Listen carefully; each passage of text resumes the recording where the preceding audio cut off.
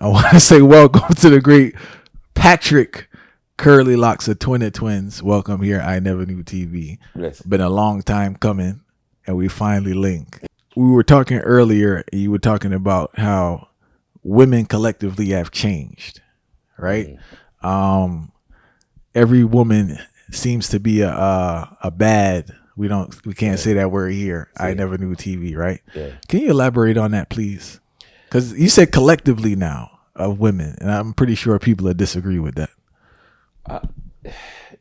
Everything has always been, whatever is the dominant narrative is the one that is followed. No one cares if it's right or it's wrong. If it's cool, if it's hip, if it's in, if it's trendy. That's what people do. And them know right from wrong, but them suppress right if wrong is popular and cool. You understand? Because some people say, the woman them change, the people them this, them lawless, them. There's everything in a people, you know. Everything in a human consciousness, you know. It's just that there was a time when regulating these things in our consciousness was something that was trendy. It was a trend to be a little better and to have self-control. More morals was yes, trending. more morals and behave a certain kind of way. You get me? I say everything in everybody. It is just that we are now living in a time where anything goes. We're living in a time where those borders, those boundaries that they keep mankind upon a certain straight and narrow. Even the worst person. When do you think those boundaries kind of, got deleted? All right, it's a slow evolution of change. It's like watching flowers grow. It grow right in front of your eye and you see it. And this is what happened. Because we could take it way back. It kind of start today, you know. You understand? And people don't understand it because they think their mind is just ABC. Them don't know it's a very complex machine. Them don't understand what the mind is. Them just think some word in it where you pick up a man in time and talk to people with, and that's it. The mind. It's something in my head. Them don't understand what consciousness really is. So, let me show you how the complexity has started. Let me show you how this whole thing started. Fire. All right. I'm going to take it from, it started way before this when we go. But we learned a couple decades, growing up as youth. There was this thing, Gotta Come, year 2000. You remember Gotta Come? Gotta come. So, you don't know, make your way right. And walk on the street and make sure, say, and behave that way. Back in that time, all the worst killer didn't have morals. It sounds strange, but true. Boy, we not kill all people. Boy, we not kill picnic. Certain things just not fly. With the worst, most destructive human at a certain point. Then we'd have those boundaries. Principles. Yes, principles, right? Okay. So because gotta come. And at least we want to hang on for one piece of heaven gate, according to the average person. Right? No man no one guy will go burn up according to what was taught. See what them teach and what we learn over the years and what become a program for and what we use to approach reality. Other steps. Alright? Anyway, gotta come. So people are try to live. The worst person I try to live a certain kind of way. And that became the norm. And that control way and other steps. Okay. Fast forward. And them, I don't know the way the system designed. My God, me sorry for the average person. Serious.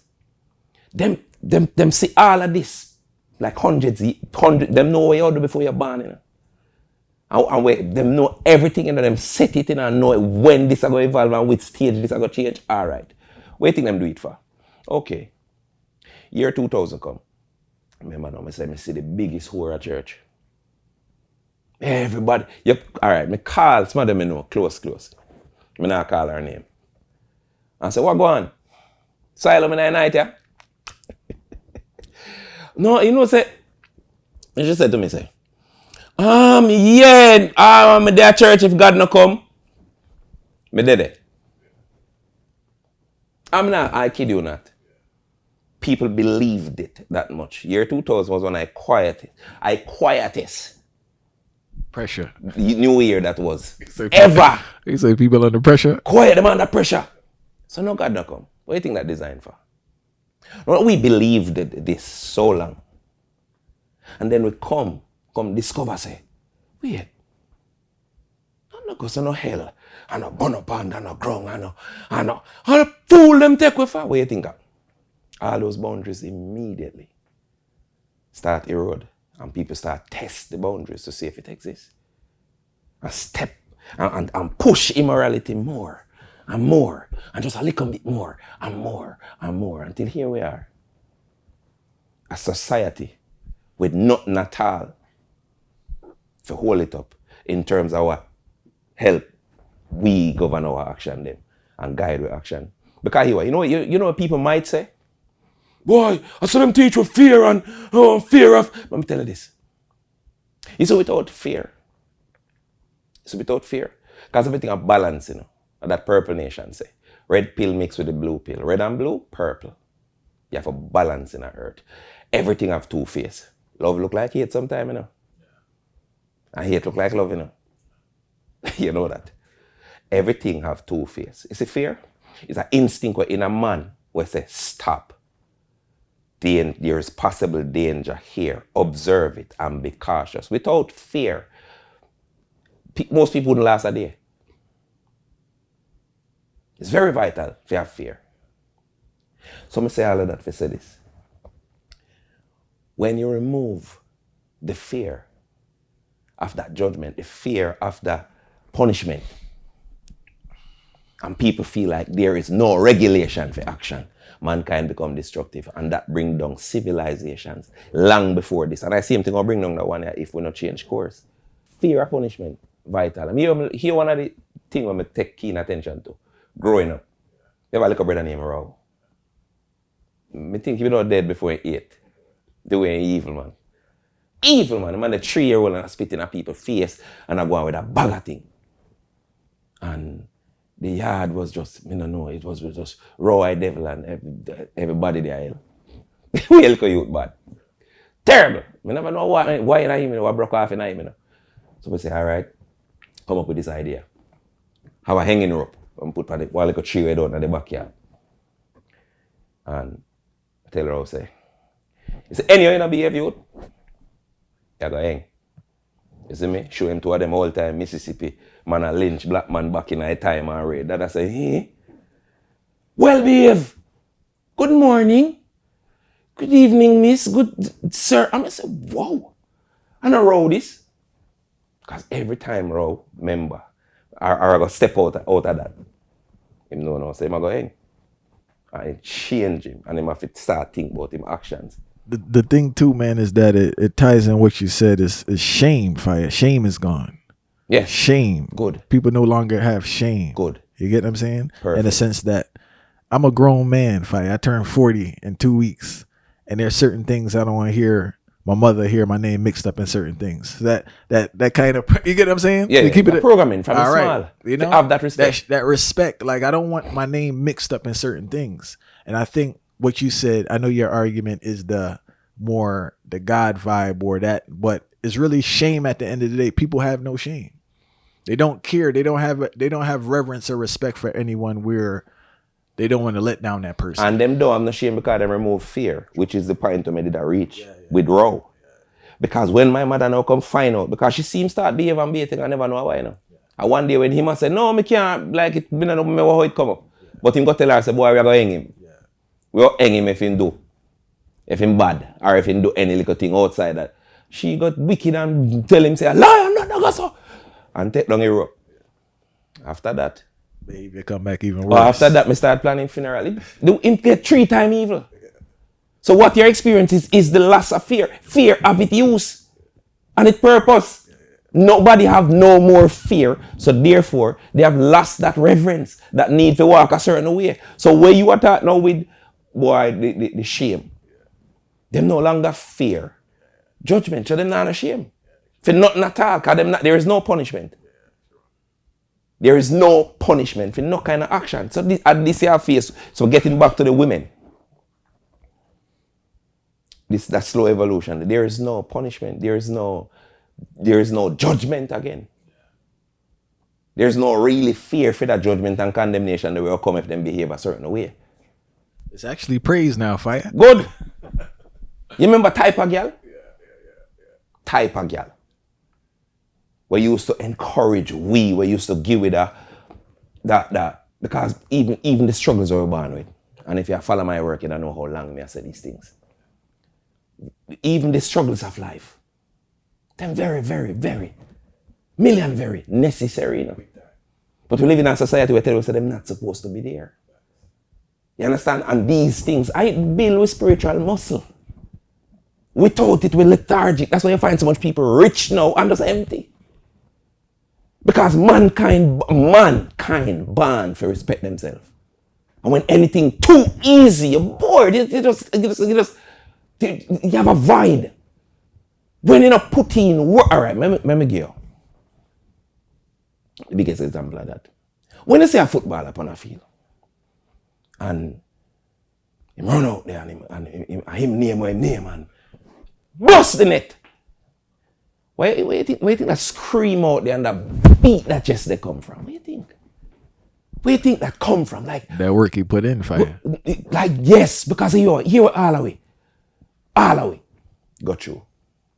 It's when we are expected, when great things are expected of us. It's a pressure, you know.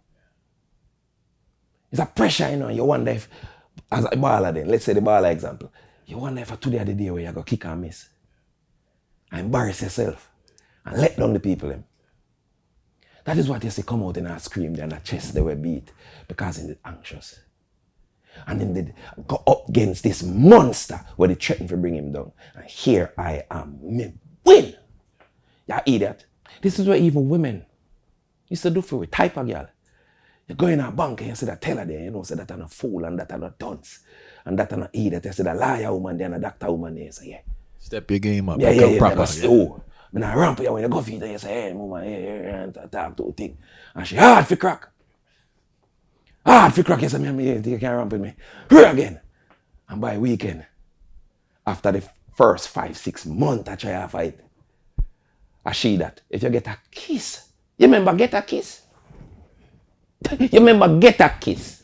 A lot of work for that. Oh my God, you feel like you feel like you can lift up the world. Because of the idea in your head that this isn't too easy. It is not so easy, so it makes you respect yourself when you achieve it. Nothing so easy to achieve. This is what the society now do to it. Turn most people in a bunch of children who think these necessary part of our consciousness are not supposed to be there. These necessary struggles in our life are not supposed to be there. And therefore now everything become too easy. We live in a society where coming like that. What them call it in our psychology, the Oedipus mother. You know the story of Oedipus, where him did, in a Greek mythology, of course, him end up killing father and jealous of my mother. You understand? So them have a connection there and it's like, she's a woman to do everything for you. And him not learn to do nothing at all for himself. You understand what I say? Nothing at all for himself, he's dependent on her for everything. Look at that's how the government's set up. Looking at even America today. I saw it set up for handicapped people. What do you think welfare really is? Depend upon me and never build your own consciousness or your conscious identity. Never build your own strength and can go do what you need to do. Depend upon me. I may have control and rule over you. The whole entire system built away there, you know. You understand? Me can just interject the point there. So me I say, you see, today with the woman them especially, it's not just a woman thing, you know, it's an immature thing, you know. Because an immature man is just a different woman, you know. Because a man is a woman for every minute he remain emotional, you know. And not objective about anything at all, you know. You understand? Just check out in the world, man. How much man out there you see a ball and a complain and a blame and a do a bag of thing and them know better. And a feminine name stuck in there, you know. We decide to him now, boy, no one face no work, all him want is an excuse. Listening to your skits, right? Listen to your skits, and All right. Listen to your skits and music. Seems Professor Nuts had a tremendous influence on your style, right? Oh yeah. All right. There is an old saying that says imitation is the greatest form of flattery. Your first recording, Trotting Through the Land, was done with a Mutaburaka style dub poetry, right? Mm-hmm. How much has Mutaburaka inspired your views and your work? A whole lot. All right, Muta was the character where me use to bring that seriousness, because it's a work where I did desire for people to take serious. I never want to be in that same boat with, the average comedian at the time who was just slapstick, who was just seen in this, what do I call this now, this A little silly vibe. Yeah, that, like a silly type. I'm never silly from a band. Ever. But have a sense of humor. As I was told. Because this is just naturally me. You understand what I say? So, at that time, coming up in serious circumstances and having the ability to articulate that seriousness, I never want a man just say, boy, I just joke, me want people if you can able to see through it and understand that it is, something to be taken a certain kind of way where, consciously can do things for you. So, at the time, they said, imitation-wise, I said, well, you want to bring a seriousness there to it. And so I say, who is the most serious person, with even a dash of humor too? Where say certain things in a certain way that can be seen. With a comedian on yeah, the of low course. tated truth. You understand what I say, wow. It have to be Muta, because them time I used to walk go. We used to walk go Muta store. He used to have a bookstore at half a tree, Hillview Avenue. And we used to go buy a cassette from him, every cutting edge. So this is how I get so in tune with him character. Because I listened so much, it became a part of me.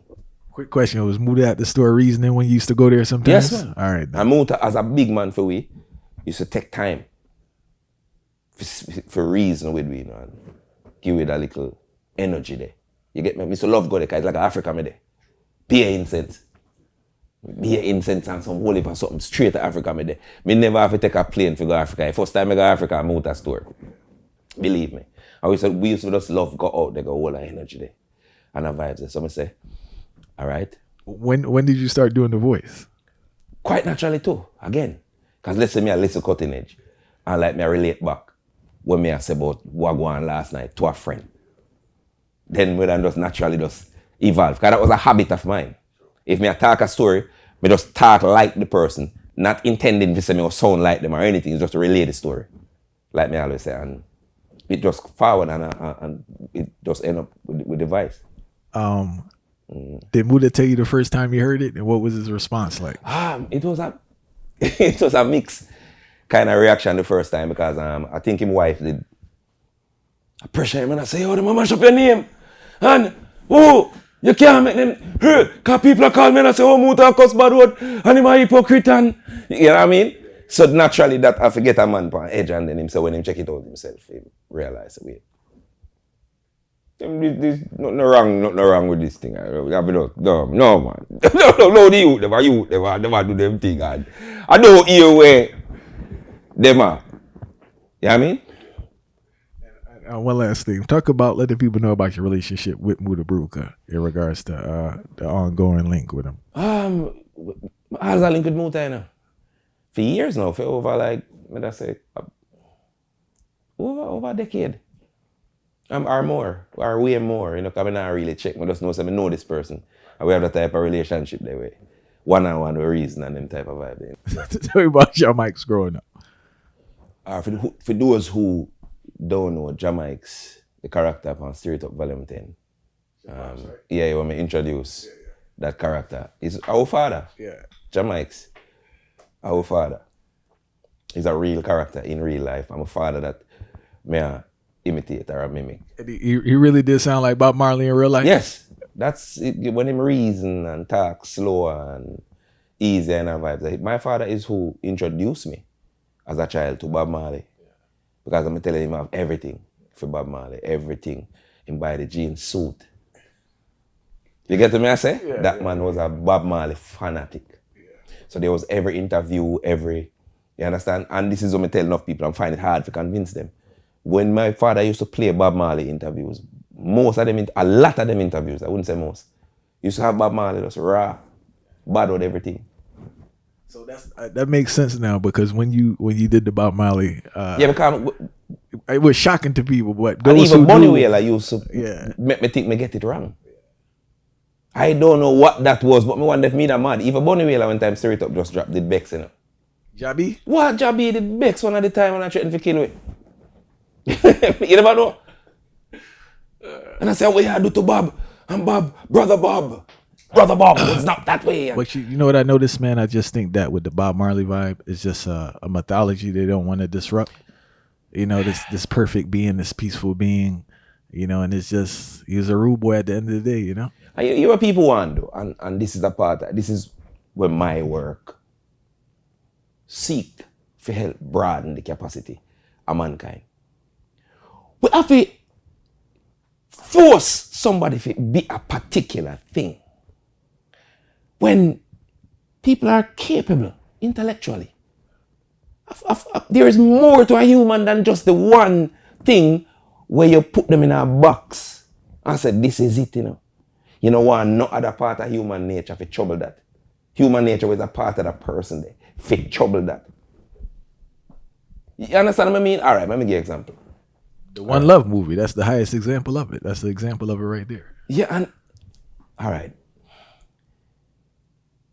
When we go to a book, I'm going to say, because me a man, always, there's more to me than skits, music, and, you know, from 2018, I come with a thing in the Rebellious Truth podcast, I do the In the Meantime podcast.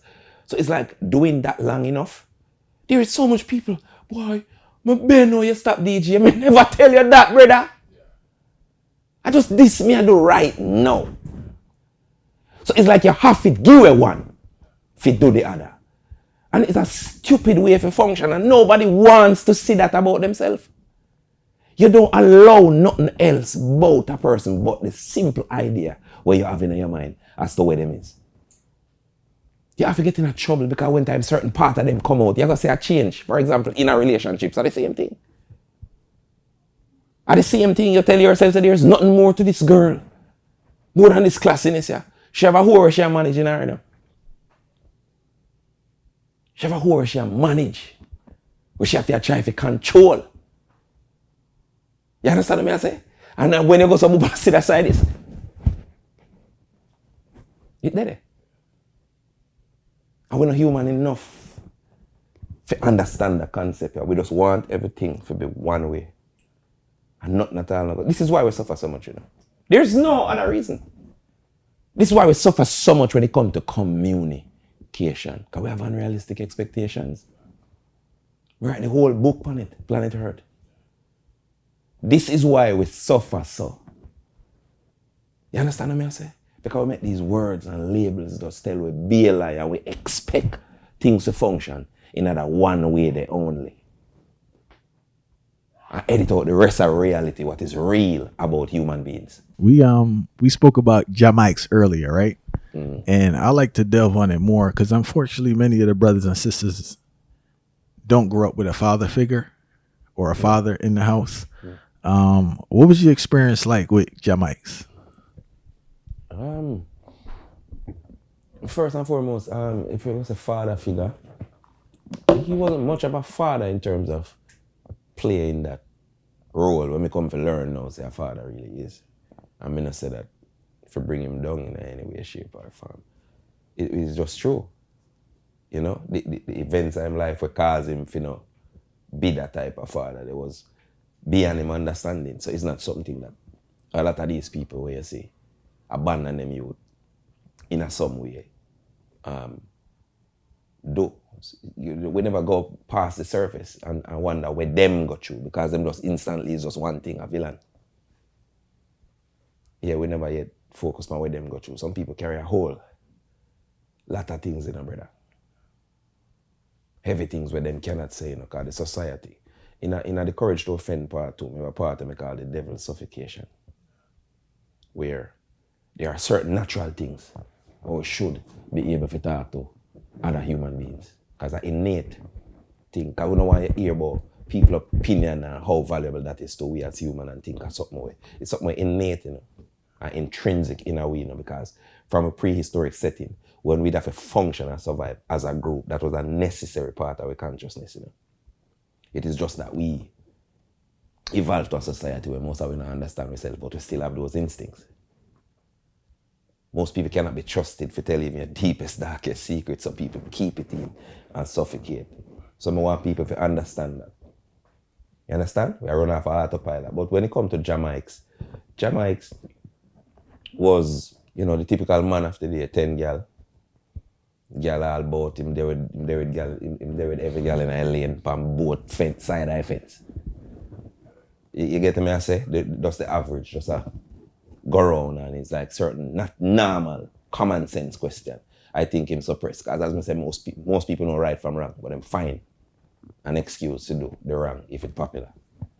Jamaics, as I say, we could have choose, because enough of it is, what we don't realize is that choice, you know, because we don't have the ability there to say, all right, that a woman don't like about that person. What do I like? What is valuable about that person? Yeah? And this is what made it able to do from small. They just kind of filter out, like see in him the things were valuable. You know what I mean? Because my father was what I call Google before Google. And it's a man who always up on everything current. And when the man they tell us that this happened July 4th, 1973. And when the boy named Pinochet and the one do him did always just all. I mean, so this it was just great being in his presence. Somebody take these things. So he had a brilliance there. Yes, he was a very brilliant, very, very brilliant man. But not every brilliant person use that brilliance. You know, for a whole heap of reason where we don't ever really interested to delve deep in it. Because I always say at the outer person, we don't see where they go through, we not even ask. You understand? So I couldn't detect from him because I see him struggles, you know. So what were some of the struggles you're referring to? He's a man who grew up really rough, family-wise. You grew up in country or town? Yeah, country, don't have money. You get me, I say? And him go through some things with him family, and him end up at town with him grandmother, and you know, him end up raise all him siblings them from an early age, you know? So him come and pay the price for it, where people before him were irresponsible. At that time, though. You know what I mean? And him develop a certain bitterness and resentment. Just like a devil cycle, and it continues. And me decide to break the cycle. Like. You understand? Yeah, and my fault first. Anything I'm gonna get, me cause it. So from what I understand, your mother wanted you to be a pastor, right? Question I have for you is, why do you believe people attend church for so long without receiving anything from it? Because I've been noticing like people have been going to church for 10, 20, 30, 40, 50 years, right? Mm-hmm. There's been no change in their lives. There's been no improvement in their lives. And the weirdest part is they complain about it. That's the next part. They complain about the church, but they consistently go there and give their money to it. All right. For the part why most people would I go to church and them still a complain, but them still a give them. All right. That is largely based upon with social order. How we set up to survive, how we set up to even see salvation or morality or redemption. And it's not just a church thing, it's right across the board with religion as a whole. Where we have this idea within ourselves that all problems that we have, somebody else supposed to solve it. Somebody outside of us, something outside of us supposed to get in action and solve these problems for us. So what we do is in the case of the pastor, we pay them to deal with God for a while we get for play. We pay them, we have this idea that somebody can deal with our salvation for we.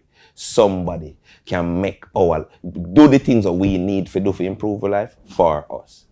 We have all of the good intentions. I think about idea and process. We have all the good intentions to do everything. Intentions. But you don't want the work and the responsibility. I was gonna say that sounds like laziness and lack of accountability. That's it. The universal We live in problem. another world that we celebrate. We tell you, say, okay, everything is instant gratification. You forget everything now. So if you're gonna deal with God, just say, yeah, Pastor, well, listen now. Don't know, deal with God for me, and during the week, you don't know. I get to play. I get to have fun. Deal with God good for me, you know, because I'm a cuss. Yeah, come and give me money. But it's like I don't know, man. I know it's a level of delusion there, but it also gets to a level of delusion where it's almost like mental illness in a sense, you know? It is. We live in a mentally ill society. Every problem is a mental problem, you know. Oh, we have to start talking about every issue is a mental issue. So let me show you this. We have intentions. We have these ideas, so because we believe something, and because we agree with it, that we are doing it. Every fat person intend to lose weight, but them not going to the gym. But you think cause that? Something deeper. It's a programming. We are programming. We are programmed by the social order. That fear there will make we, because as I say, anything done too much, fear of it use, but anything we overdo, cripple you. You understand? Anything we overdo, I bring something bad to your life, even love. Everything have it good and it bad. Just depends on how you use it. Moderation, balance, the know-how. Because look now, we think that because we have the greatest intention to do something that we want it. But our programming, we are programmed. They say anything you think about over, it creates a program, you know. Enough people think as me say, like I just their mind want simple something. There's a subconscious way. But in you know, it's like a secretary, you know. A part of your nature it's designed for help you, you know. And it assumes that because you think of that something there and think that way they over, do this one action over. It start become a program where automatic. Let me give you a good example of that. If you go foreign or if you go somewhere then, this is a Jersey, right? If you go Jamaica 3 week time, quite likely you'll get up. You'll think about going to Jamaica for that 3 week day. Every day, on and off. See time when you flight, let's say the early flight. Even though you set your alarm, you wait before it, you know. What do you think wake you? Subconscious. You're subconscious. Because you've been thinking about it. So when you eat terrible food and program, for whatever reason, and you eat a certain way, you have a certain habit, the subconscious assumes that this is what you want. When you try to change the habit there, it's the subconscious that in you like a second person. It's a fight. Because it assumes that something attack the thing that you wanted. And when it realizes that this is a new thing where you try to set, this is after you do something and try to break the habit and you do it, that this become the norm. This is when the subconscious accept it. Then that become the new norm. The subconscious is not a bad thing. Some people look on it like a devil. But it depends on your conscious, you look out of your eye and I see reality and I tell your subconscious what you're doing. And if you misunderstand reality, then you are going to misguide the subconscious. And it will become a monster turned against you because of your own misunderstanding. You get it? So this is where the root part of the problem is. I like that about the root part. You talk too long. I've got to talk long. If you want to understand what is happening. This is why so much people suffer. Because we live in our society in a way. So much information is a bombard, come at you. You have no time to stop and process information in order to use it. So what in essence really I do? With information, I just look on it, agree with it. You cannot use it. You cannot use it. You can't apply it. You have no time. This is why something come now and we're outraged. Oh my God, I can't believe this. Boop! Give it 5 days. I'm going to say you still talk about that. Because you never have no time to process it and mean it. The outrage is not real. You cannot be outraged about something and forget it. Anything outrage you cannot forget it. Ever until it's solved. Until it fixed. But there is so much to be outraged about. So much. But we don't stop. Because that you have to stop. Acknowledge. Process. Think. This is why when we live in a quieter time, looking back at it now, you know, humans are always greedy. And anytime we're at a place where we'll complain the same way. Because people that complain down in at the time when it was just a community and it was me and the girl and, you know, the most man she would have like 2.5. You get to me, I say? Me and one next brother one handicap. Somewhere. But focus could have did that, so relationships could have worked. She was my entertainment and I was hers. And the argument now will become cliche, where everybody discover now is the whole thing with the DMs. And she now feels she have 1,000 options. So that effort that we should have once dispel and put in other energy to make her thing work. She don't have to. Live in a society where now she don't have to be a rich man like her. Who are you? I believe the majority of people should not be married because they're too selfish and emotionally immature, right? Mm-hmm. But I once heard you say in an interview that relationships fail because people are spiritually immature. What do you mean by spiritually immature in that context of relationships? All right, if I explain that, I have to first go in the actual, the literal maturity versus immaturity. In terms of literal children, them small, them don't know, them don't understand the world, everything is chaotic. And, them they make order out of chaos, and that's what maturity is, right? We have people who we live in a system where everything we believe stunts growth. Stunts our growth. So even when we're past 20, we're still living in the chaos. So we're adults, yes, but spiritually, in our spirit, in our understanding of the world, even though we're adults, we are spiritually immature and still function as children in that regard. That's what spiritual immaturity is. People who live in chaos and crave it. And fears the maturity, spiritual maturity, fear the order and the discipline that comes with that because it looks like work. Comes in overall, comes dressed in overall and look like work. You understand? Yeah. So people choose to stay in that spiritual immaturity. So what they now do is blame and victim play. It's the girl, the bitch, the man, men are, and women are, and the politicians, and it's everything outside of them. So that gives them a perfect reason for remain where they are in that chaos, because it's not their fault. And that's a man that observed life. I'm pretty sure you observed this too. People don't like when I say this, but what I really learned about people that both men and women that with the relationship vibe, people are so used to chaos that peace scares them so much. Good. That they have to manipulate the situation to create to chaos. Bring back the thing to chaos. They can't. The selfishness come from everything that we've been taught to believe, how we believe it, and inform our approach to everything, including relationships. The selfishness, where do you think we get it from? We live in a society where make everything where you believe come right back around to you being selfish. You come to take something from people. Everything that you believe from your band, carry right there, sir. You get to me, I say? Nobody know. We not come up in a society where we deal with cooperation. Everything is competition. What makes you successful? Come, what defines success in a Babylon? Tell me. It is getting to the top of this and being the best that and it is all of that. So every individual stuck in this flawed definition of success, and it make them do anything, walk over anybody. At the end of the day, Squid Game. When everything peaceful and safe and nice, then of course we're loving. We're sweet to each other. Fairy tale romance. But make it all fall down.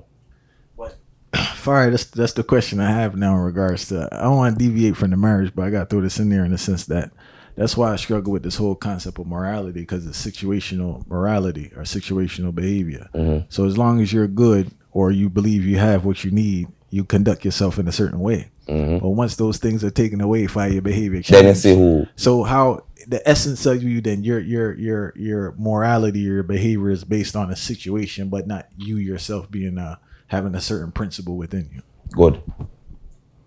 It is a thing where I always talk about it. I watch a prison show up on Netflix. Of course, if you go to prison for your friend, no, me take a charge for your charge. I want to you. First, you see blue suit, and the 16. You talk, man, everybody. The baddest man, them. Just observe how it always go. The cartels, meaning, they sitting in Mexico and Colombia, the drugs people, them. The cartels. You see how them come down? How them come down? Now some of them top killer and them think they turn witness against them. Because them know if you're looking at the mirror and see what this love and loyalty really is. We weren't fashioned from the womb to have that type of unselfishness. To say, okay, I assess the girl that I did for me, I'm going to do the same. She assessed the man that I did for her and do the same. You understand? If we were fashioned from birth, that's the original man, by the way. The inner man, the inner person. Where we were meant to be. We are far from that. Because everything we lead, we introduce it to the inner self, that inner person. Everything we lead to it. Distraction. We can't find it because we don't have time to find self. That's a self, you know. A self we establish from an inner idea of self. You know, establish of a status. Half of that browning the way you have. Half of that rich boy the way you're there with.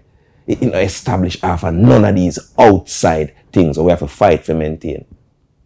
And when them change, we go to hell. We have no inner person. That is why we descend into the abyss. When somebody divorced, when somebody dead, when somebody... Because we tie our identity to so much things outside of it. So when these things change, we go to hell. Just observe. Inner hell. Yeah. We go to the inner hell, the inner fire there because of our identity that are erode. All that we've known. You understand? So you see some people that fight back age. Because there is no the inner spirit not age. You know, still feel like the feeling of you went there, get all the skin scratcher.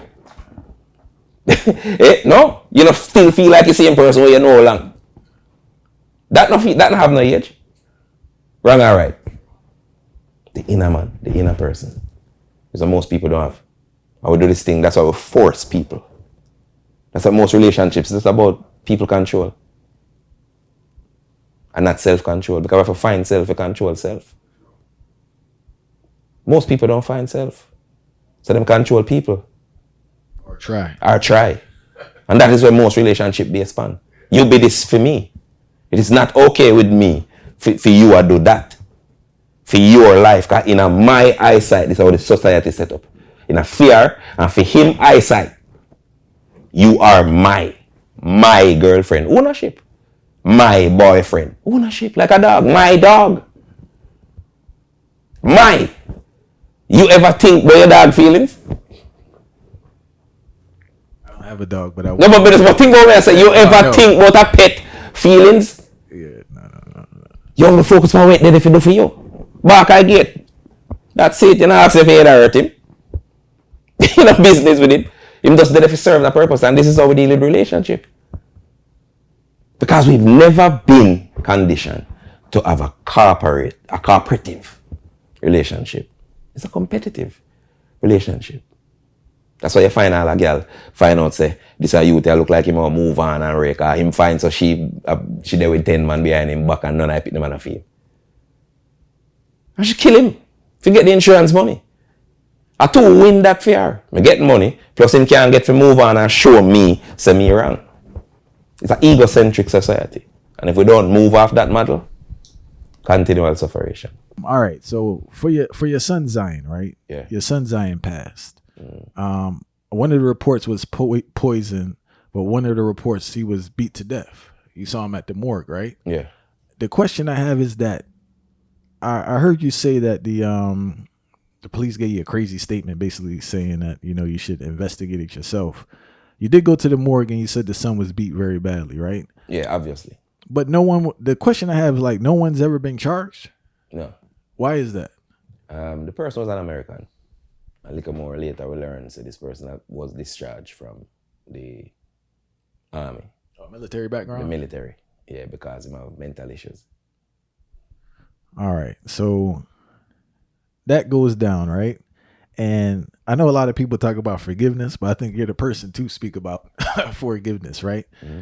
How deep, or what was that process like of one accepting the situation and choosing not to do other things with the situation? What again? What was the process like of accepting that situation for what it was or what it is and not retaliating? It never easy. Because it's a program for retaliate. No. It's a program. If you do what must be done.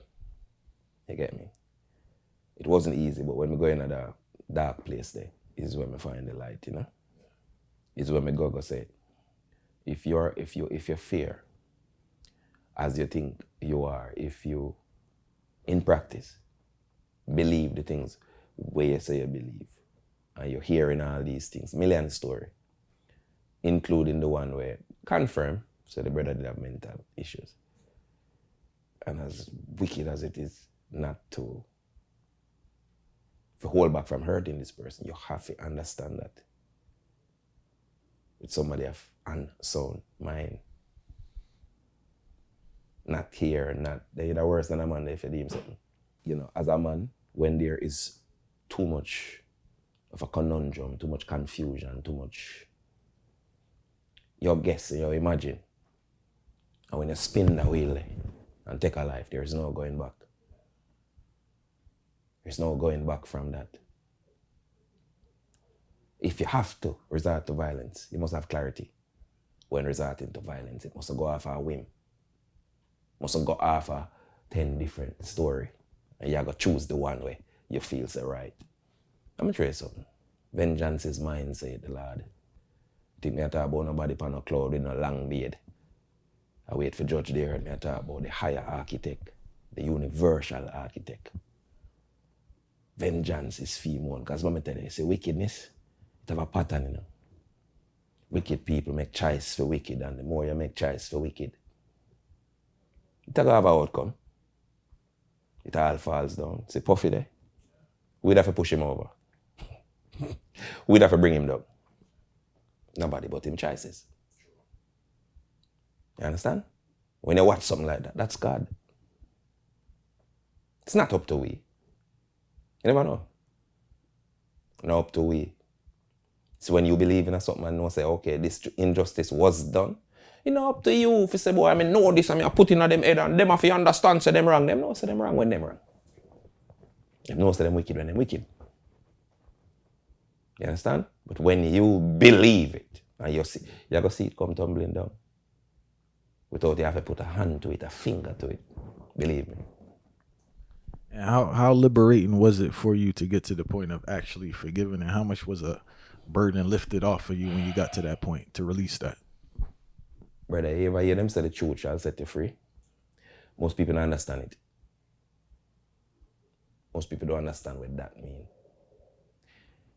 You see the things where you store up on your inside, looking for a resolve, looking for somebody come put an end to that.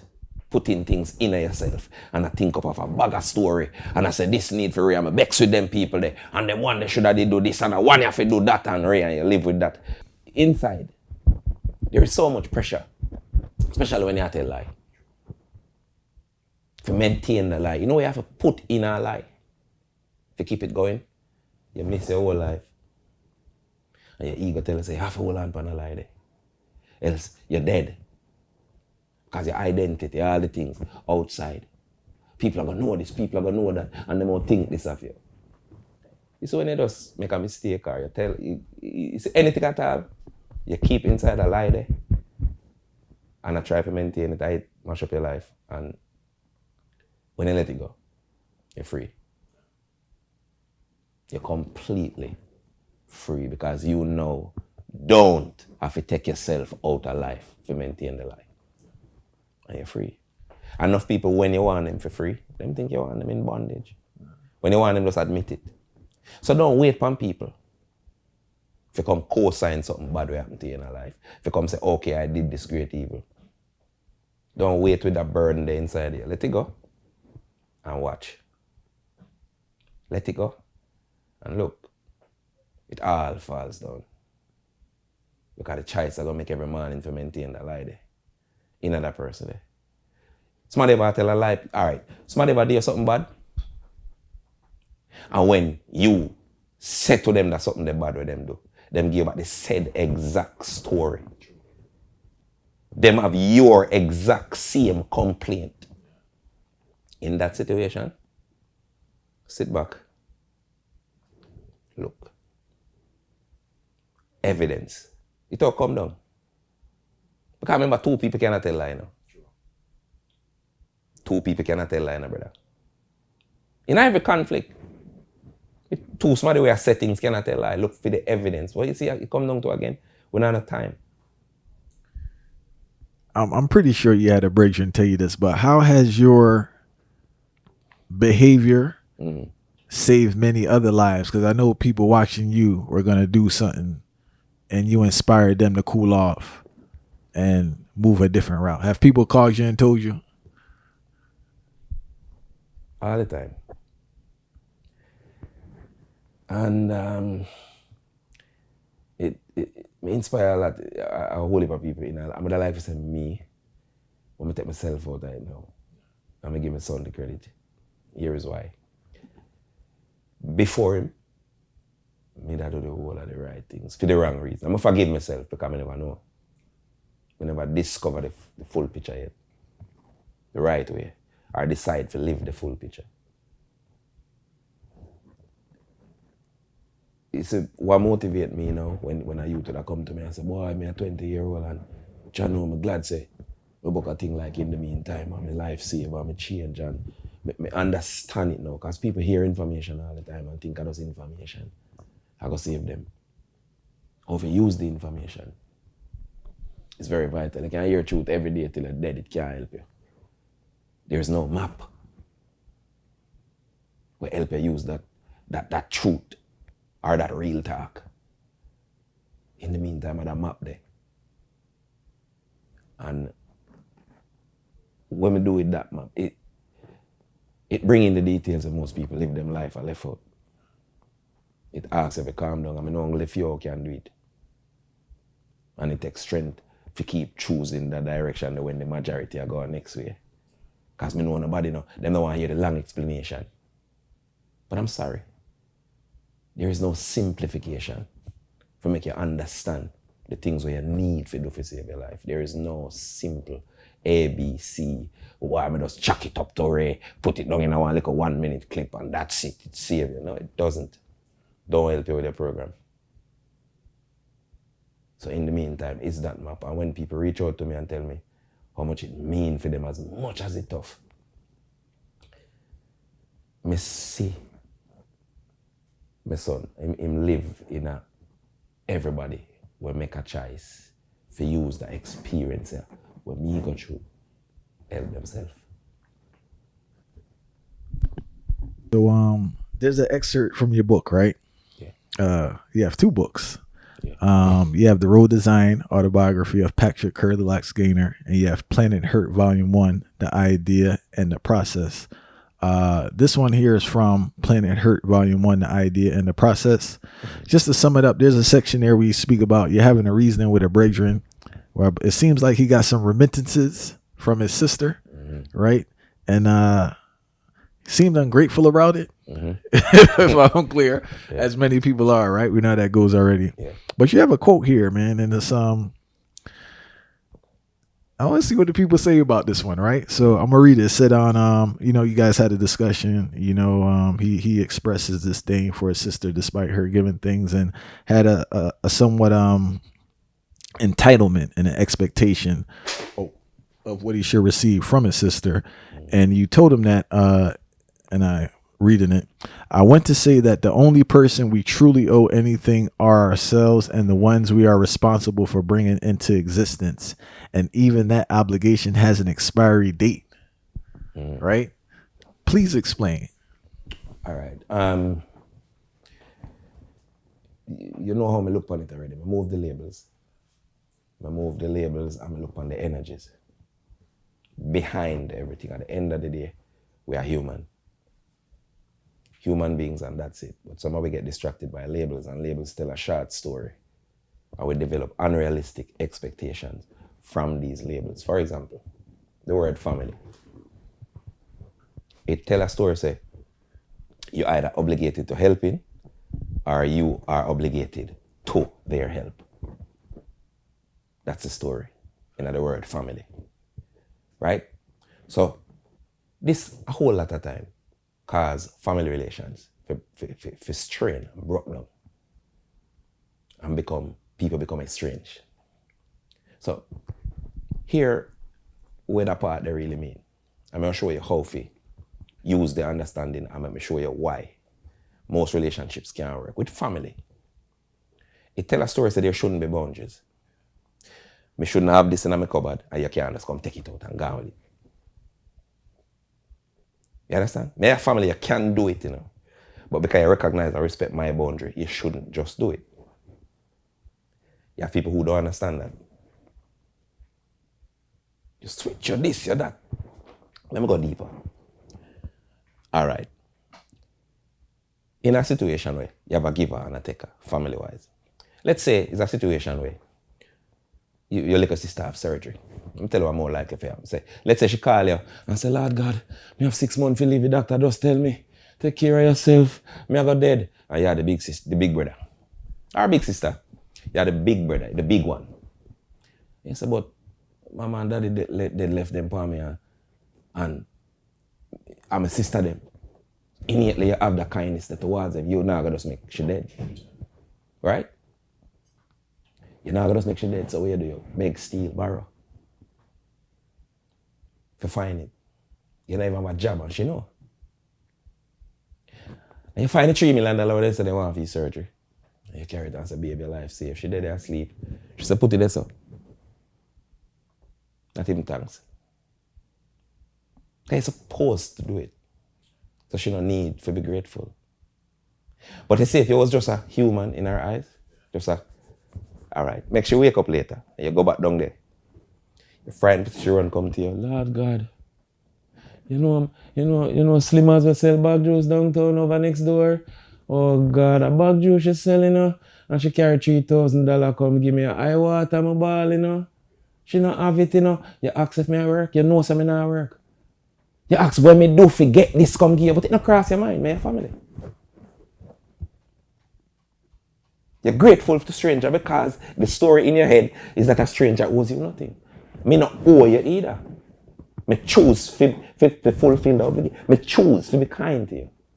But you cannot see the kindness because the story tells you so you're obligated to it. So we will become bitter and smart, we'll become bitter and resentful in other situations. That's why humans have to go beyond the surface and just see humans.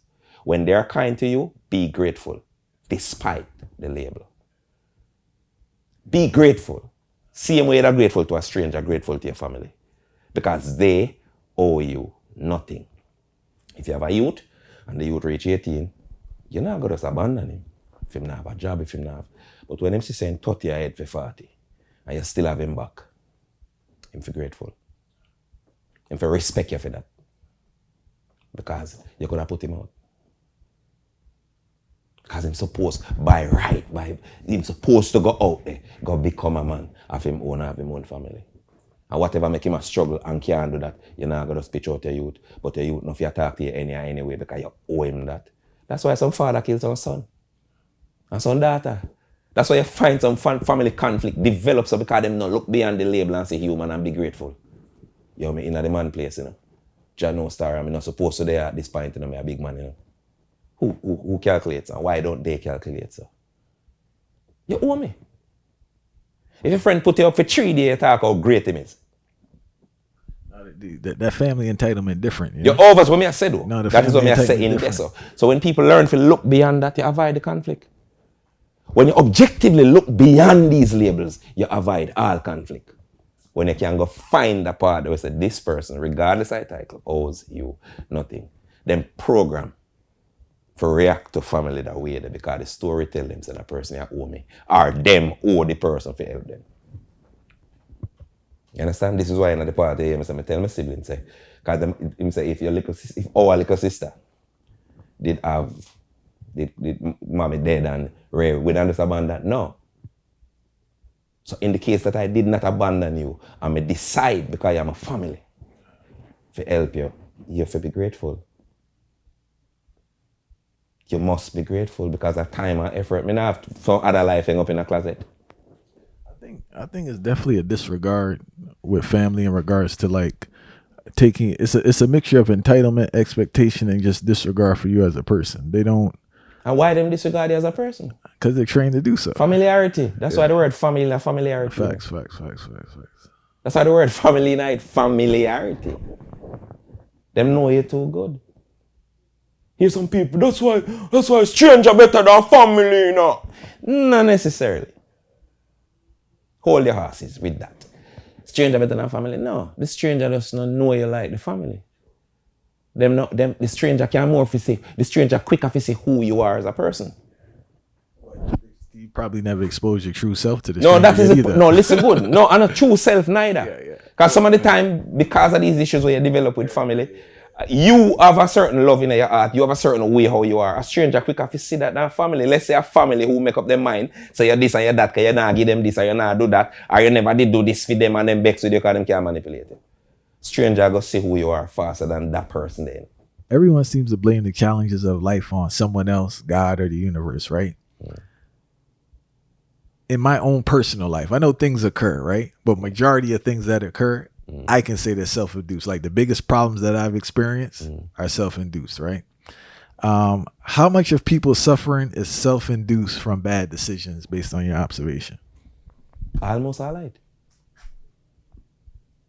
Almost the whole life. As we say, we live in a society where we believe things will just lead to the wrong choices. To function in a way we always carry back to a problem, then we're going to use problem, try solve problem, because we one trap minded, everything black or white. Everything either good or evil. You understand? That's it. So we always a recycle problem. And we live in a society that respect those problems.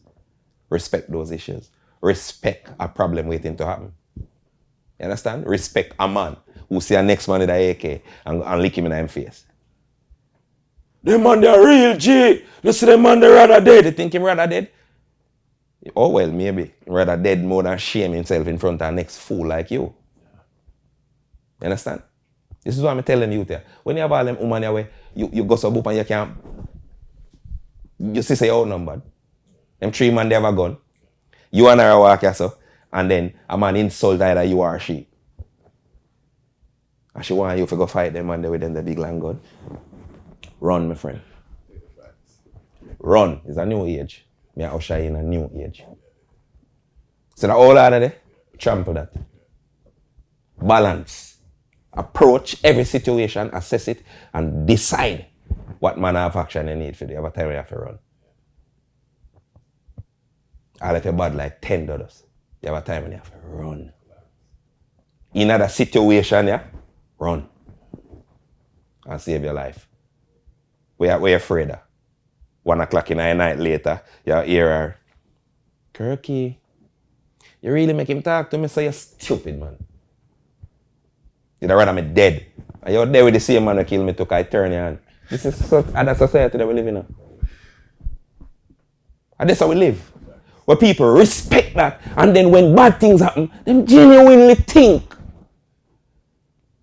So they want something about it. Them genuinely feel. So them not like that. Them genuinely feel. So them outraged. Them attracted to it. It's a drug. It's a social drug.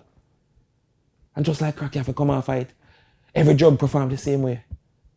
Social drugs are the same thing like crack. As a matter of fact, it's even worse. Can you give some more example of social drugs? The idea to be in with the in crowd. And in hell you want to be a demon and go run the place. And you want to be in with the demon them regardless of whether it's right or wrong, as I said earlier. So you go do some terrible things, and when you get the outcome, you complain in a bad way and like, you like it, man. Me always say something, brother. Why the crackhead sell everything except a crack pipe? Why not sell a crack pipe? And prioritize the addiction over all else. Most people are doing the same thing. You know, say if you eat healthy, you agree with Dr. Sebi. But the burger go on in your mouth. A real talk. Dog, I'm making up. And that's why when they just realize they never stop. It's a program. And it's hard to come on for the program. I never say it easy. Hard but not impossible. Soldiers, we strive for the hard, for what is hard. Because that make a spiritual muscle. That make a can beat with chest. As the ball want to score. Artists will tell stories of how their lyrics encourage someone to get through hard times or change their life around, right? Yet the same artists will say their negative lyrics don't impact negative behavior. They're just artists, and there are other forces impacting people's behaviors more than their words. Do you believe artists have a responsibility to what words they put into the universe? Of course. Of course. That's why, you know, see me come out now and sing one scam song. My type of thing, our type of thing. It did not hurt. No. And if my type of thing, in terms of what I believe, not, maybe go farm. That's how me is as a man. I not compromise those beliefs. Oh, one of them hear me. Oh, you have a scammer song to skate on the toll. If it never come back, I will firm. I hit me a sing. If it never comes back into popularity or into popular focus, I hit me a sing. I hit me a represent, because this bigger than just popular. I want somebody to like me and being famous. You know, get me say certain things. Because me understand the power of words and the impact in the universe. And when artists I say, oh, me not have no I have to escape the conscience. I have to escape. So what them I do, them I make idiot for a living. That's what they really do. Create idiot for a living. If we dissect it, what is it really?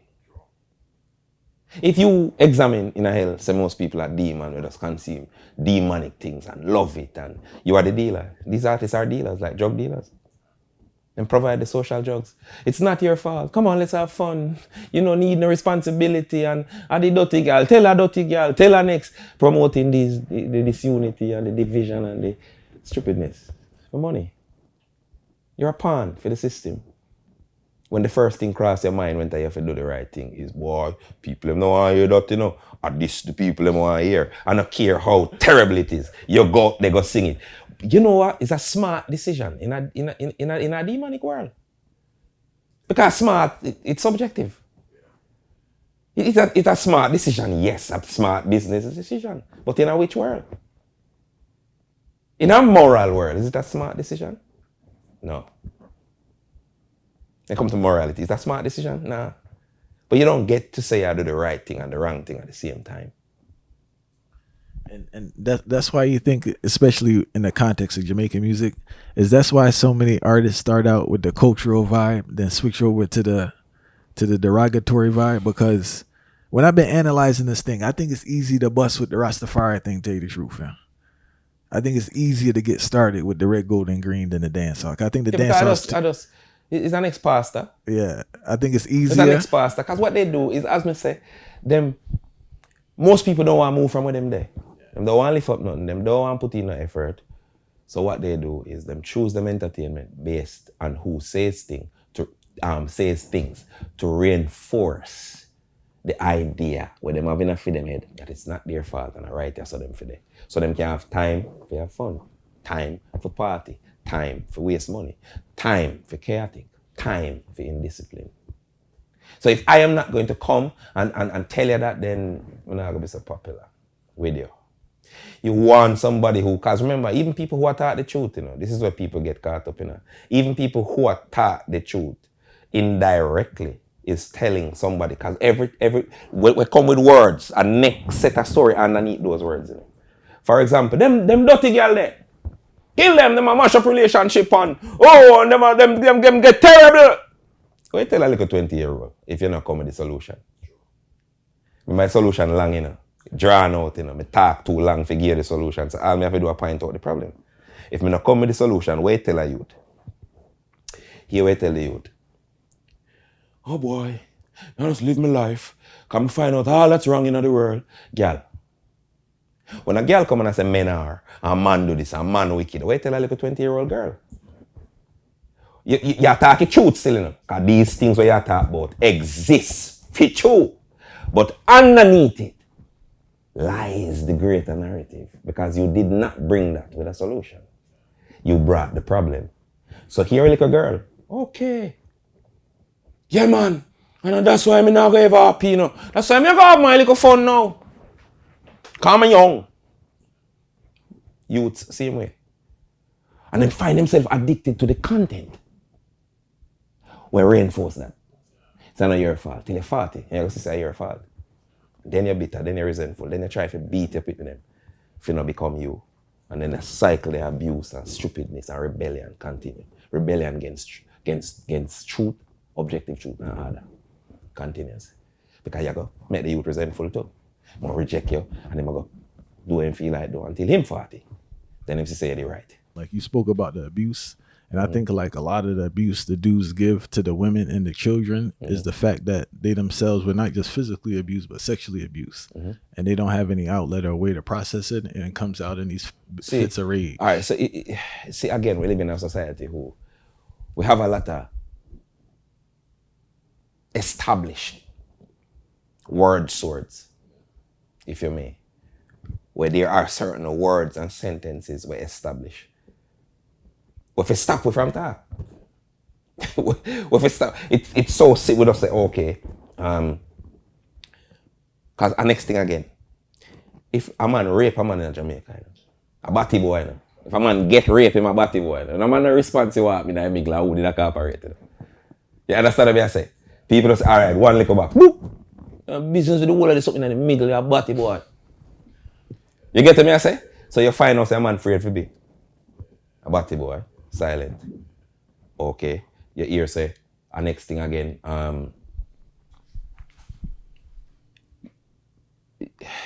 you're weak. You blame yourself. And you make it happen if you're 8. So it's not different for even when girls go through certain abuse. At the same energy, brother. At the same things that happen in different ways, Even if one of you say act out, it is something they want to say, and them go for circumstances will look like it. If you say it through that circumstance, if you say it through that circumstance, it's like them relive or reach them, because they cannot just come out and tell anybody a condemnation and them dead. You understand? It's the same like our woman in an abusive relationship, for example. She used to boast to our parents and to our friends and, I have the best man and this and that and you're all such losers. Whether she said that direct or indirect or people interpret it as such, and that happened. So you say the 10 year where she with the second year or the third year where the man start beat her, she stay 10 more years. I try to not face the shame of where she set when everybody think him the perfect man. In her head, she tell her then. Same beat her. She suffer with that. She have to suffer internally with that. And then she look for situations all the time will look like fear situation. Him, when him go through abuse, when a man go through abuse, him look for situation will look like female. And it's not necessarily the same, and they don't know that. So them jump to conclusion. Imagine, say, feed them. Monster them a face back through every similar situation. You understand what I say? So that's why you have a PDD situation like this now with Cassie and whatever, just so outlandish. Because you have the people on both sides. Them not really business what going on with Cassie and Ray for real. I feed them story, I feed them war, them a fight through it. You understand? Feed them monster. Them a fight. through that vicariously, through that story. And this is what people do. We go through so much that we don't live life, we're not in a life. We're just in this internal battle with the things that we go through and cannot say. You understand? Liberation comes through getting to exhale. That exhalation, that time when you can say it. Is it anything that can be done realistically down there to minimize fight abuse out of hand down there? I'm not saying abuse isn't bad everywhere, right? But the thing kind of out of hand. So like, is there anything realistically that could be done collectively to tone down the thing and brothers to start healing? First, it's out of hand because it, to a great extent, it's so now we have not make no excuse for an abuser. But it become normal, especially in the ghetto.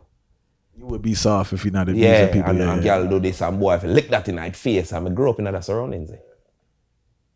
You get me I say? Thank God, me never gravitate to that. Because there was just something tell me said that wrong and me never did really want popular for that. To follow that. You get me I say? But a man beat up a woman was nothing at all. You understand? If you listen, Straight Up Volume 11.5 or 11.75, don't quote me. Where Uncle Sax and Munchie fight out in the lane. This I may experience them, I may observe. You know, with you know, growing up in our life, it just become part of the norm and then we can't separate what is abuse. You know, different from something you shouldn't tolerate. You have a woman respect man who abuse them, like literally rate them for that. Your woman say, if you not beat me, you don't love me. Heights of dysfunction, you know? Yeah, because it's a norm. And she value herself so little. And the abuse her so much. That this become her norm. Whole heap of respect. For that up in my eye, because trust me, I don't understand for you. You understand me, I say? So it terrible. It out of hand because a part of the norm, a part of the culture. Part of the programming. Part of the, this is what a man is. Or this is what a woman is. And we live for the evil what we think we hate. And it's outraged by. But that are only in intention. We program say a different thing. We subconscious say a different thing. Complete different thing. And if a human is going to heal them, have to face the program. And that's what rehab is. That's what rehab is. You understand? That's why I create a course named The Courage to Be Relevant. When that ready, them are going to know. But it is truly an addiction. Social drugs. If it is popular, you're involved no matter how painful it is because I want to escape this nothingness. This hole in my heart. This void. Smoke, drink, do everything. To escape something where you think are your fault and a hole inside. From one of the episodes, right? Yeah. Early on. I'll never forget this one. I was in the barber shop and it said, in the beginning, Bob Marley created reggae, right? Mm-hmm. As you know, I've interviewed like many reggae legends, right? Yeah. And collectively, they're not pleased with that narrative. You know, they're not pleased with this narrative where Bob Marley, the gong, has been put on this pedestal and they disregard other people that contributed. Mm-hmm. As a person who has been in the music industry, right? Mm-hmm. How destructive is this notion that they're trying to popularize that in the beginning Bob Marley created reggae? How destructive? Destructive is probably too harsh of a word. Yeah. But how is that such a big part of the misinformation about the history of reggae music and leaves out the great contributors to reggae music? First of all, I don't think Bob Marley was a man who even did want these accolades. I think there was a truth to Bob Marley's consciousness where him just said a chad the chad. Whatever we put upon him was, you know, constructed based on how we want to feel about something for a particular reason, especially corporate Jamaica. You know them rework and tweak and take out the rebel, take out the man who stand up, take out the fireball and sanitize it and just leave the one love. You know, but that works, right? You know, that in everybody's living room and everybody's happy and yes, it's fun, it's bubbly, it's bubblegum, you know? Everybody can have that. You understand what I say? And then, you know, I think to a great extent is a marketing. It's more of a marketing ploy where them use Bob Marley as a catalyst to sell this idea of the Messiah who rose and he is the only thing where reggae is establishment. Bob didn't do that. So we have to say that first. Bob never liked the establishment. But in turn, because this is how it always happen. Them fight against the right, Babylon fight against the right, and then if the right had influence, if doing the right and that moral stance with a person detected have influence, then take that influence now and hijack it and rework it and turn it into something to feed them own favor. So I think a lot of people don't realize these things, and if them understand this, then them could have rest at ease when Baba gets so much props and accolades. It wouldn't be such a bother, because I know what it is to put in a lot of work and people just overlook it and go to what them think is more marketable. I've gone through that. We've gone through that for years, for decades. But what protects me is the understanding. You understand? When you understand something, you know, you're annoyed at first, and you're annoyed, but you don't stay annoyed too long because you really get it. So I want to get to that, but I want to ask, man, you really played a role in exposing the world to a different side of Bob Marley they didn't know about, because you said you listened to the tapes with Jamaics. Good, right? So he's getting the real authentic. I mean, so hear the real interview them with Bob Marley, with Badwood, with everything. So when Baba give it to them, they said exactly, and that is what I imitated. Yeah, and it's what I'm reflecting on it now. That didn't come out till later with like YouTube, and not to certain heights, because obviously I've spoken to a lot of people. And why wasn't that? Yeah. That's the thing. We never live in a time where they have the YouTube and this, and like a man would go back for this. So maybe some things was known in our little circle and so Babylon did easy if we suppress that and hold it back and edit up and put that in our corner. It's easier for them to do that. So now that's we have this now. It come vindicate me, because me the one if I'm mad, I'm mad, you know. Me the amount of people used to say, oh yeah, make him look like him did this, that, and Ray. Atash was the one where did more of the. Two of them I did. Yeah. Three of them, as a matter of fact. I'm sorry. Jabi was a step. Jabi are one of the wickedest rebels. Yeah, I heard he was a step. We're fight there. Yeah. You over what I say? Yeah. So when them sanitize Bob and turn him into this, that is where the real problem come in. And I'm one of the people who put in them work and know say them are one vital part of reggae same way. Know say this happen is not Bob. Because a lot of people carry it go back to Bob. Him go on like say. And them go on like say this and reggae no pass Bob. And I just think people, when you create a brand there with Bob, people, it has a nostalgic type of thing to it, you know. Yeah. This brand Jamaica Bob, you know. We just tend to want to carry you back instead of move forward. The glory days. Wait, they're authentic. When Bob them did that do it, they made that trim Rasta, you know. So the fight was real, and you saw that. You see people survive that, and you say yes, and it's a real respect. And I think this is a part of the problem too. It's a genuine respect for your time when people were genuine. Enough people who are complaining now, not all of them, we are complaining, say Bob and Reggae not stop with Bob. Them are just karaoke Rasta. No, I'm sorry. What you call them? Karaoke? Karaoke Rasta, like it's Disney reggae. It's Disney reggae. There's no soul. There's no person who really living this, practicing this. It's just like the corporate. Them just are the marketing. Them walk like Rasta, talk like Rasta, skank like Rasta. Them dress up like Aini Komozi. Them do interviews back. Them practice it. It's just more like an act. Bob did it. Tosh did it. Bunny did it. Yeah. Got jail feet, get beaten feet, broke up feet. And still did it. Still did it. We make a mistake. We confuse this. We believe that, you know, that a real talk with you actually doing it. Let me say that again. These people were doers. Most people know in a reggae not doing anything. Where your organization then? You know, should I carry it further than Bob then? Where your organization? To fight for the oppressed against the oppressor. Where is it? I just. Where is that collective consciousness? Where is it? I think. Bro, now artists. I think with the reggae thing, truthfully, my thing is this. as you said, the experience that they had that came out in the music can't be replicated in this time. Because collectively, universally, the music was on the heights across genres if you really study it, right? Me tell people all the time. See where I make the mistake again. We have to the Loxx, we have to red, green, and gold, and we have to Rasta. What we don't get, right, especially with the reggae revival movement, no disrespect to them, not talking about all of them, but for the most part, what is it really?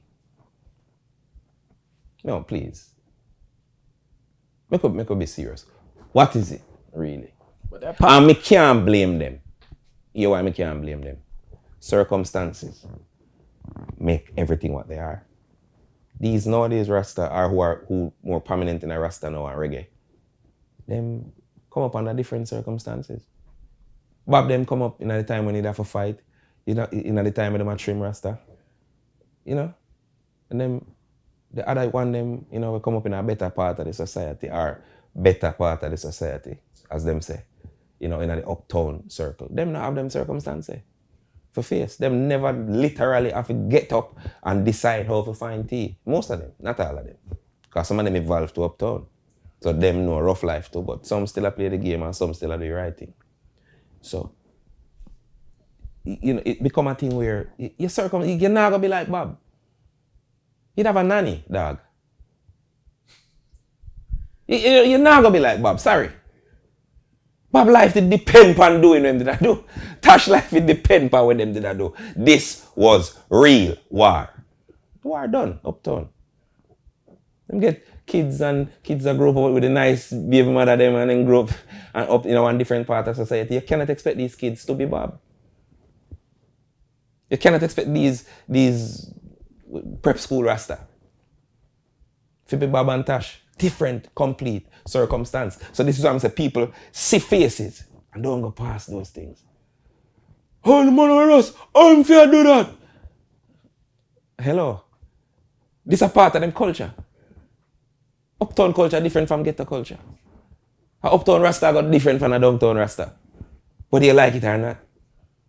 Some people live them whole life and I know about poverty. I hear about it and I imagine it. You know.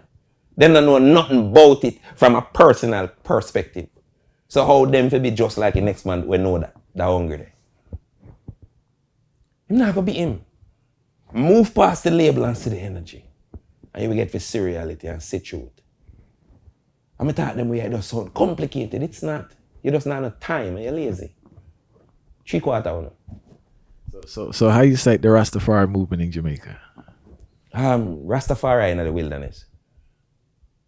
I'm talking about the one that we fight the fight. Because I'm not saying they don't exist. I'm saying they're in the wilderness. They have been sidelined. They have been swept under the carpet. You will never rise again in the way Bob Marley did it. You will never fly up in our face. We're going to push our people them with your face pan them, with your face, your head pan for them shoulder. With our brain, with our thinking, with our corrupted meds. So Rastafari in the wilderness. Ask anybody. And them are not there for really live and practice. Them are go obscure. This is how it works.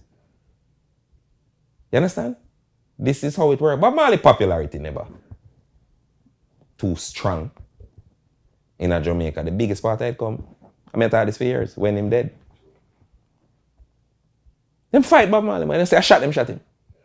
Will they import a man to shoot Bob? Where shooter come from? Evil not like good. Because Bob them did do it. Bob them did choose objective truth and I represent it and I fight it. And evil have to try to stop that. And when it stop it, what evil do? Evil just mimic it. Don't say, I am Bob. And take it over and turn. Just look where it reach. It commercial till it look bad. It's a universal music, you know. But you see nobody will do it, white people and otherwise, really respect the origin. And I make hundreds of millions of dollars and they don't remember the roots. Big time. Commercial. I'm telling you, every problem lead right back down to money. With outcome tied to income. That's why good can't be done so easy. Because everything that is good, you have to lose money. to do it. If you do the right thing, Facts. you have to lose money if you do it. Because them put evil right with money there. If you do the worst thing, money is profitable. Like in a demonic system. So your outcome tied to your income. So when the little artist I was say, see come back around to him, let me say, boy, this I make money, dog. Not this. Me have to go sing Bobby, dog, and devil, dog. And say, man, a thief. These people I say them a thief now. So the demonic system broke with them. Again, him start with a false narrative and then make us start believe in a higher energy. That there is, you don't know what I mean when I say God. So stop picture this cloud and long beard somebody. Stop it. We no longer believe in a higher authority. Anything goes. How the music thing never break your spirit fight? I don't really hear you walking around too bitter about the music thing because I know that you had to stir it up, right? Mm-hmm. And I heard about the issues where people were trying to keep you out certain stage shows and certain producers didn't want to work with you back at that time. Mm-hmm. Was it because of the criticism you had in Stir It Up, or was it just a fight because you guys were doing your thing? It was not just a fight because we guys were doing our thing. It was a fight because the thing that we were doing was shedding light on what they were doing. You understand? And like no way, the things become like a fad, like a trend. And it's like it just water down. It's like I know nothing. Everybody attack the things. We attack the things from gunshot to fire. I was gonna ask you too. And you have man, to like, bad. how much people step to you? If Over they turn there? up onto them not do it because them kind of, as I'm saying, I like boast about certain things. Yeah. As I'm talking in my work every day, everything necessary, including violence. Yeah.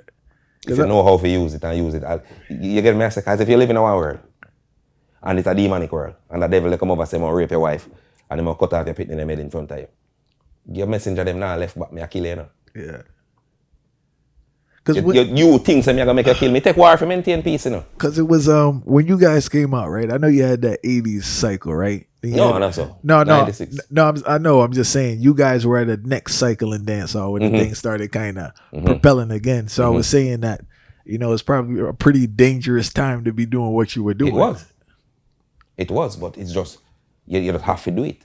So what else is there? Because we are getting a fight before my boss, Yeah.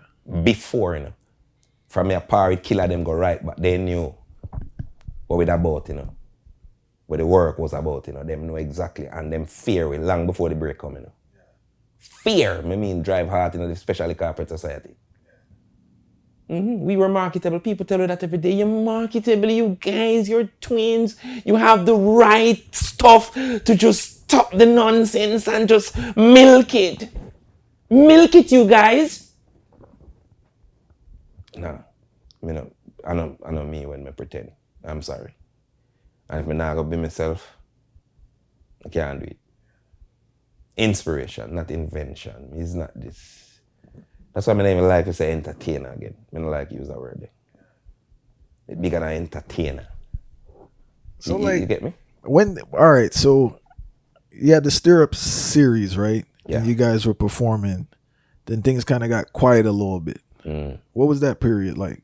And what happened during that time? There's a lot of things where they have to sort out spiritually. And everything good for eat, good for talk. You old people say so. And the spirit lead me in a different direction too. For that time there. And as I say, me not abandon where me about and where me do. This that does something else. When me get inspired, for do and it must be done. Bring in the details that can help people, not just find out what is wrong. Help who want know who have the guts for you and the time for use that information to them advantage. It's just like Jonah and Nineveh, you can't run. The whale like a swallow you. The belly of the beast. You have to come out, go to your work. And with Stir It Up, right? Like, what's the feedback you were getting from? Like, how far was it going? I know it was in the Caribbean. Like, what was the feedback you were getting from people overseas? Not just the North America. I'm talking about Africa, Europe, everywhere. Great feedback from the world. Yeah. Remember Harvard University invited you to come lecture. Yeah. Remember that, in 2007. Did they Same time when my son did. Did they ever explain to you how they got the tape? How? How they got exposed to it? Me never asked because I never shocked. Yeah. You understand? Me never shock. When you do something where it's inspired and not just invented, it's going to reach where it will reach. I can tell you it's going to travel. You can't stop it. Yeah. I have full confidence in that. So, even though I understand some fight and this and that, and sometimes it's annoying and me upset. Me not upset too long because I understand it. We live in a different time that seems to kind of bring a lot of disconnect amongst people and selfishness. How bad, I know people speak about it, but how bad do you think this on-demand access, whether it be entertainment or music, and social media has impacted this generation's psyche and their relationships with other people? Brother, it is beyond. I don't know a word to describe how bad it is. I want to make it so bad is that people cannot see it. Because them feel say everything with them sip on the surface, that's it. That is it. Them not see what make humanity work. Them not see the little things what make humanity work where society are erode. We have a time now where we call the age of information. Everything accessible and the right at your fingertip are the worst thing ever happened to a human being. It's a good thing, and it's mostly a bad thing. I don't want to cut you fire, but I have to say this. I was just having a conversation with my wife, and we don't want to accept, we criticize the children in regards to their inability to handle the technology, but we don't acknowledge that adults can't handle it. It's just too much. Right? Adults can't handle the technology. Them can't handle it just as much. And we're in like denial about it. Because here why the problem now, brother. Why these tablets are taking out pitting them far away? We are custom now. And they can't come off a tablet. And they can't come off of them phone. Why we give them the tablet and the phone again? So we can have time for our tablet or our phone. Say that again so the people. You hear me say? Why we give them the tablet and the phone? We are custom now. Them can't come off a tablet and them pick me up in our time when, and the time you when. Who give them a tablet and the phone? And why you give them it? Because you want to have time for your tablet and your phone. And everybody goes quiet.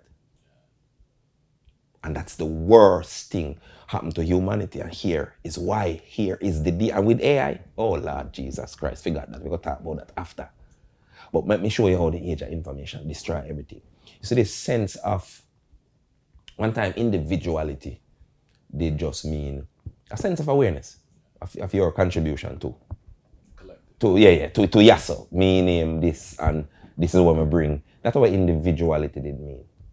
Individuality is still connect to the idea of a group, right? Here what we lose now, connected, we disconnect from each other, right? No more than ever, because here we have this idea, so we don't need nobody. Especially if you got $2 in your pocket. Yeah, man, we don't need nobody. We don't need nobody at all. The most destructive thought that will ever cross your mind, try wipe it off at that. We don't need nobody. Listen, humans need the connection there with each other to survive spiritually. We talking about that with the Wi-Fi. Yeah, man. To survive spiritually, we don't see how important this connection is, you know.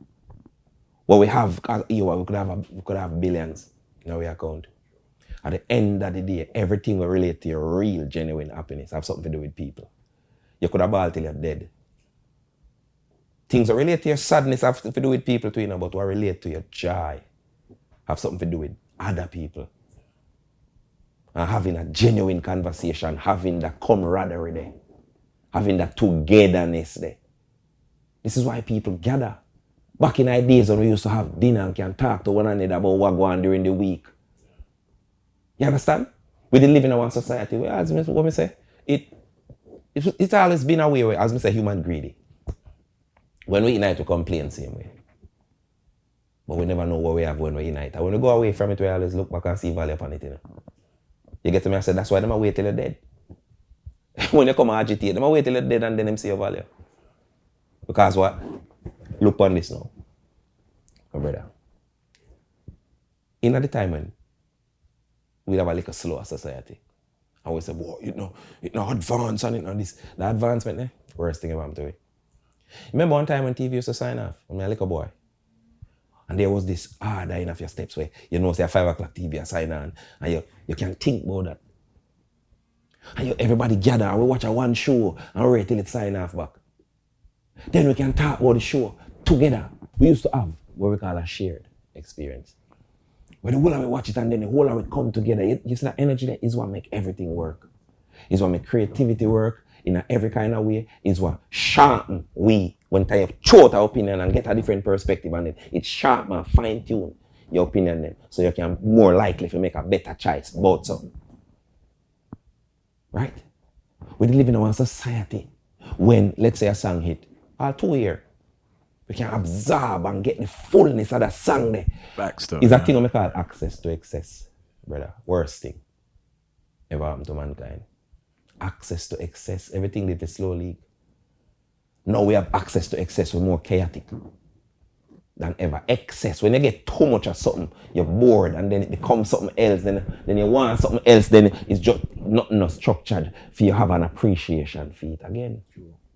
We have an appreciation for a movie because we don't just watch it so. We have an appreciation for everything because we don't get it so easy. Like me that talked about earlier. We don't get it so easy, the girl then not so easy, the match then not so easy, this equation then not so easy, the maths is hard. I mean, I have to go bust my brain and figure it out and bam, I say yes! 100%. Kick you on air, boy. I won't ramp with.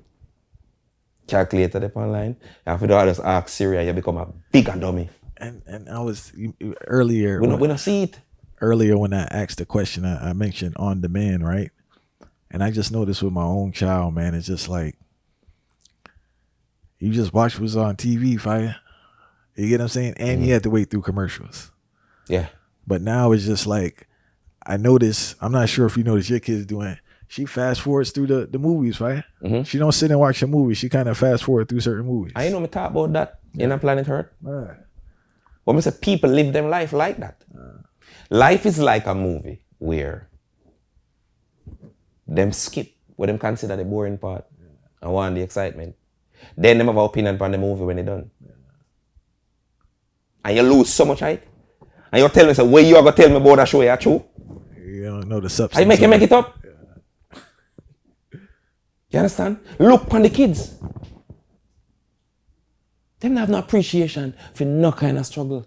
Because when you get something so easy, you dash it away. That's why the youth them so reckless.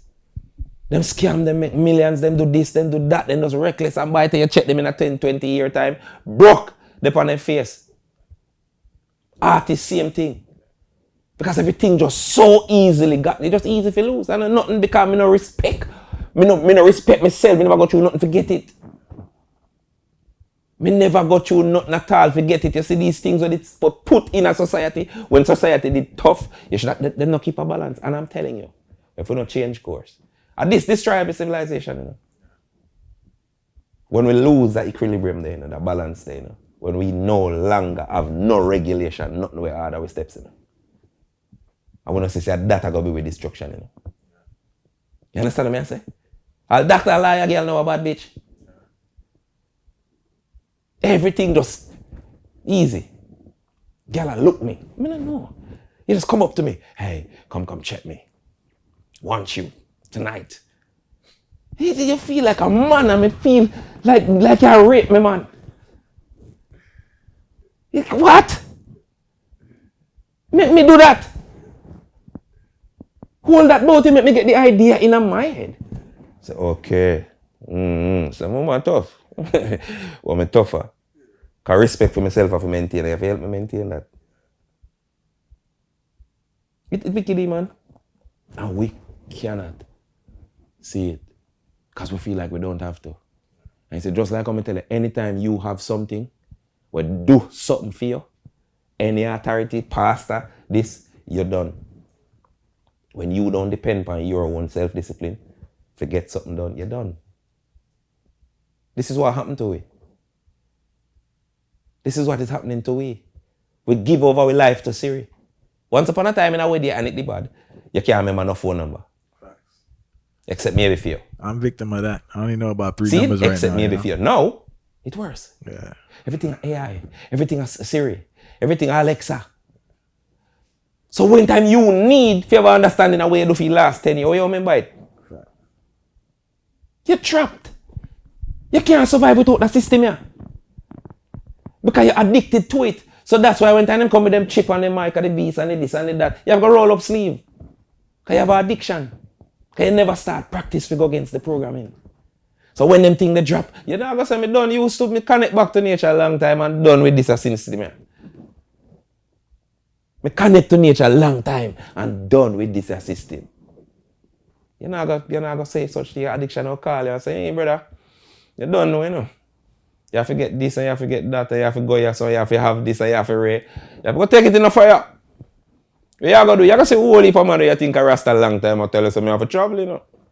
I'm not saying a water boat time and go up in a hill. Go live from the stream. That have the old time caveman people, but who are laugh now? Who are going to laugh? The average person in our system here. Handicap. They're owned. Because they're addicted to something them hate. They're addicted to something them hate. And them have outrage about it. We can't last because they never have time enough to really process that outrage and mean it. Something happened last week and we outrage and we don't stop the rest of something. We don't say, oh, we're not business work, else I come out. This have a fix. You said outrage last 5 days. I'm down to 2. No, over to me, I said, brother, it'll get worse, man. Yeah, kind of tricky, you know? And then here with AI, how do we the world now? I mean, I mean to be the bearer of bad news and doom and gloom. But here the last part of our consciousness, what we done when this happened. We done when this happened. It's official, it's over. Finito. You want to hear it? AI, I copy everything. So, the same time a human being reach the part where they are not interested in whether something is true or like at them at the time, it happen. Because everything look alike. Every reality, everything look alike. You don't know what lie, different from true. Then you lose the desire to find out what is true. Example, girl cheat on you. First thing she'll say, I don't mean that in the video and see a AI. I'm see a friend of mine ramp with you. Somebody do something wicked and callous and you find out and rate AI. Everything will be AI now. You must blame AI for everything. And you cannot tell truth from lie. And you're going to lose interest in it. And you'll get sucked in. And you'll become lethargic. Because we're not born to live in a state there, bro. You know, we are going to put all of them feeling there, wondering if I lie, your wife said that tell her, wonder if I lie, that virgin there, that tell her, wonder if inside. You become a zombie. Brother, you don't see suicide rate. You know, time is supposed to be more advanced and more modern and through the helpful. roof. Through the roof. Through the roof. Statistics prove this, especially for men. Young boys between 18 to 25 are kill themselves more than ever. And I'm talking about successful young people. And people don't see it. Boy, him have money, him lucky. Oh, I'm telling my idiot now. The basic necessities of humans need the connection there with other people. To connect, to talk, to put out a perspective, to reason about things, it'll disappear. And we have to angle these things by ourselves now more than ever. Now more than ever. And we are dying a slow spiritual death. And if we don't wake up and face this program and get rid of certain things out of our life or balance them, we're in a trouble. Why Kurt Cobain, for example? You know the rocker there? Nirvana? The man put a rifle in his mouth, you know, and use him to bust it to a body and kill himself, you know. Man put effort in a killing himself, you know. Because you lose somebody to talk to. Everybody who is here wants something. I think maybe I talk about that earlier too. You just want something. And me and what concern me is not in that picture. And if I lose that, I am dead, you know. I am a zombie, you know. And the things when me keep on me inside, when me confused about when I not get no resolution to, I go kill me, you know. It going to force me. If you don't want to hear that nice day again, you know. Nobody cares, you know. Every man come for just their own thing from you. For take. And is that a rich thing alone? Because you will go through something and by the time you have reason with a bridging about it, him come up with something just like it. And gone in a theme story. And I say, wait, I say again, he gone. And I realize what him do. When we lose the connection, then we're dead. And we lose it more and more. And can't see it. Cannot see it. Pretty remember type of girl? For true. I miss type of girl. Type of girl. I miss the girl who did have a thing about herself way. You know what I mean? So, self-respect. Yeah, as a man, I feel like it worth something to get her. And the reason why I put her up on a pedestal was because she worth it. She never just come demand. Say, if you do this for her, if you do, and she don't want to do nothing for me. One time a woman did, her greatest pleasure was to do something for a man. Because again, as I tell you, we live in a society where they give like something for fear. Say the RDA steps. You see it now? And now we have none, the boundaries move. Bad bitches. We don't have to do nothing at all. We don't have to walk no specific way. We just say, oh, you take sex or you don't take sex, me no business with you. Just done. I eat that. Sex is all I'm about. So we granted them away a laugh after. Now we not to the day. Them get the last laugh. One woman have all 9 picnic and never have 10 grand. Never even work. And the whole of them go to school and the whole of them come out all right. You no wonder how she do it. Self-respect. Life did give her something. A challenge. And she said, you shall not defeat me. You shall not defeat me. Them 9 picnic I go to school and never turn out to something. How much I know out there we have the granny there, the mother there? 9, she'd have, and you have 1 and a ball. The world done. I can't believe he's so nagging. He's so nagging. I can't take this. Because you don't feel like you have to build a personal character where you have to respect. And you got to reach a part of the man give the money, the man give the bag, the man give, so you still cheat. It's that void in your heart. It's that void where you feel the sex can fill and a next person where you don't know, because when you get too familiar and you keep moving and you keep moving, but you don't know what's really wrong with you. You never choose self-respect. You never choose to create a self where you can respect. You never have the challenges to help you with that. Because society confirm for turning in a handicap. You can't see it. You have welfare. So you don't need no man. As him ramp, you report him and get him out of the house. Baby girl, you when knows you do this, you know. You're handicapped. And maybe you're young enough to take back control of your life and make a beg you to do it. I'm gonna beg you to do it now. So them only good youth I wanna overlook. Because they want to believe. So you're there, so and I have no responsibility. When you're older, you're gonna regret it. You're gonna regret so you never take on a challenge with a one man and just hold it. Take on the world together. So the things when I use as excuse, and I know when I say excuse and I use it. You see some good youth wanna overlook them because of potential them not reach the part yet. You see the blessing in them, you know? You see what Almighty give them, you know? You see, but you can't wait. And you overlook them, you go sorry, you know. Trust me. See that you the way you know say 80% good. And him have him look at 20 just like all the way. Where we act up and we behave a certain kind of way and we fall out of line and we do certain things. Overlooking that youth there, you're going to regret it. And you're going to want to go back to him when it's too late, and it always happens. It always happens. I've seen it so many times in my own life and in a whole heap of people's life. So you just decide to fight the program and take on the work and take it on with somebody who willing to help you go through that. Basically fight the program together, fight. We just take it on and just fight the program together like us for the fat. And just decide to me, go to the gym, you know.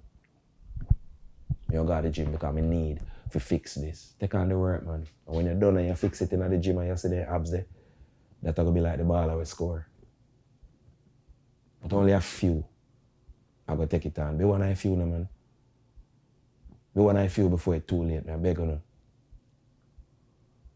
All of the youth, them were just dead and make excuse of the system, of Babylon, of this, of X.